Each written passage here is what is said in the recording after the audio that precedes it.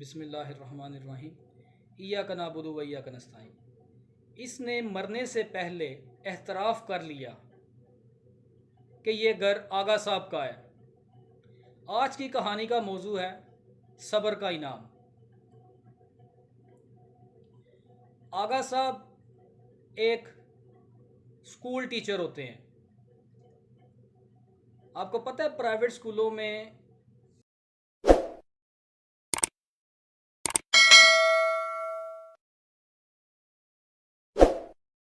Salary कितनी होती है?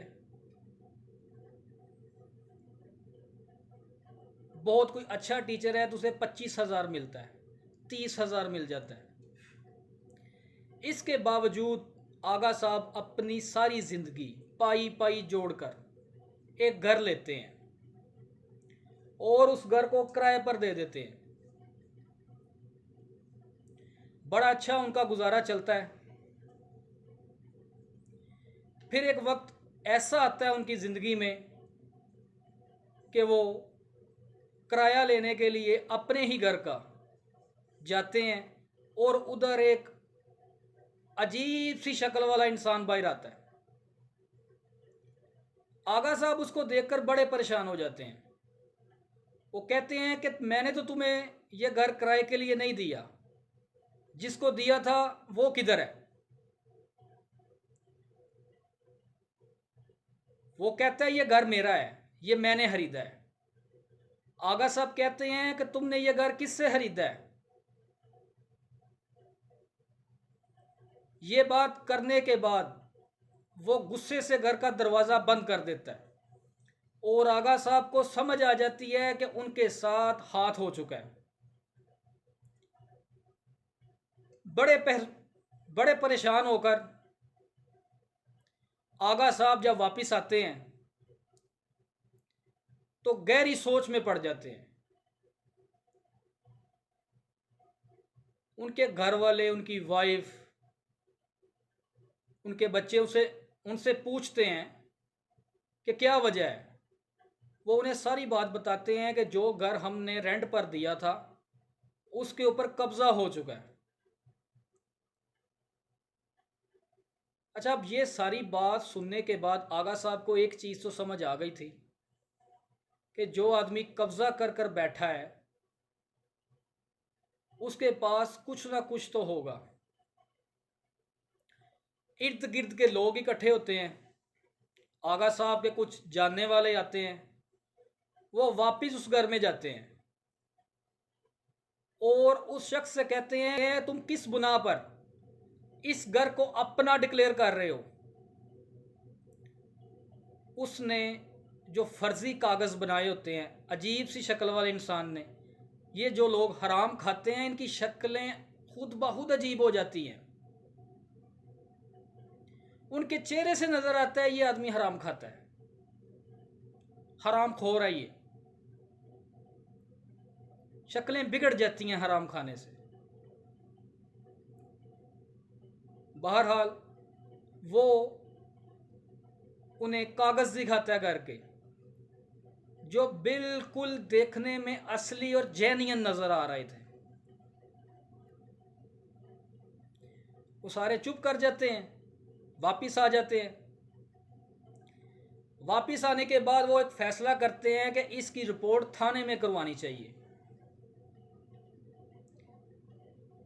थाने जाकर आगा साहब एक रिपोर्ट दर्ज करवा देते हैं। थाने से बात निकलती है अदालत की तरफ। उधर से ही आगा साहब का एक ना ख़त्म होने वाला सफ़र शुरू हो जाता है। हम सब लोग जानते हैं कि जो बात अदालत में चली जाती है फिर उसका फ़ैसला इतनी जल्दी नहीं होता। 1 महीने बाद कुछ 10 मिनट की बात सुनी जाती है। ऐसे केस सालों चलते रहते हैं और जेबें खाली होती रहती हैं। आगा साहब अदालत में जाते हैं और एक वकील खड़ा कर देते हैं। वक्त बड़ी तेज़ी से गुजर रहा है और केस का भी कुछ भी नहीं बना। आगा साहब थक जाते हैं और थोड़ा थोड़ा करके उनके पास जितनी उनकी सेविंग होती है वो सारी लग जाती है, कुछ भी नहीं बचता उनके पास। एक दिन उनका सब्र जो है वो जवाब दे जाता है और वो खुद को कोसते हैं कि मैंने ये अदालत जाने वाला फैसला क्यों किया। हम सबको पता है अदालतों में इंसाफ मिलता नहीं बिकता है। जो आदमी जितनी अच्छी बोली लगाता है उसको इंसाफ उतना अच्छा मिल जाता है। अब थोड़ा थोड़ा करके आगा साहब तो पहले ही सब कुछ लगा चुके हैं। मजीद केस लड़ने के लिए आगा साहब के पास अब कुछ नहीं होता। वो शोर करते हैं, शोर मचाते हैं, उनके घर वाले उन्हें दिलासा देते हैं कि आप सब्र करें, इंशाल्लाह जीत हमारी होगी। थोड़े दिनों बाद आगा साहब बीमार होना शुरू हो जाते हैं। वो बिल्कुल बिस्तर के साथ अटैच हो जाते हैं और बीमारी पर भी जो थोड़ी बहुत सेविंग बच गई थी वो भी लग जाती है। उसके बाद वो घर की जो है कीमती चीज़ें बेचना शुरू कर देते हैं, जैसे सोना चांदी। उसके अलावा को घर में बहुत सारी कीमती चीज़ें होती हैं जैसे घर का सामान, ये सब कुछ बिक जाता है और कुछ भी नहीं निकलता केस में से। फिर वो जब थक जाते हैं और एक आखिरी कोशिश करते हैं, जज साहब से कहते हैं कि आप ऐसा करें, मुझे एक सरकारी वकील दे दे। मेरे पास अब इतनी ताकत नहीं है कि मैं कोई अपना वकील खड़ा कर सकूं। अदालत उनकी बात मान लेती है, उन्हें एक वकील दे दिया जाता है जो बिल्कुल सुस्त रवि से उनका केस लेके चलता है। वो सोचते हैं अब मैं इसकी पैरवी नहीं करूंगा, बस केस खुद ब खुद ही चलता रहेगा।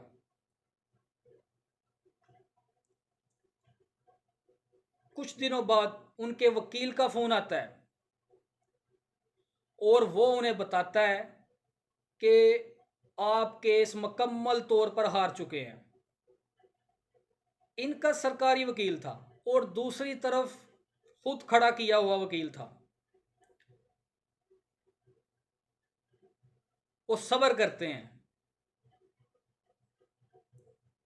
जितना वो शोर कर सके कर लिया। उसके बाद बस एक ही चीज़ उनके पास होती है कि सब्र करें।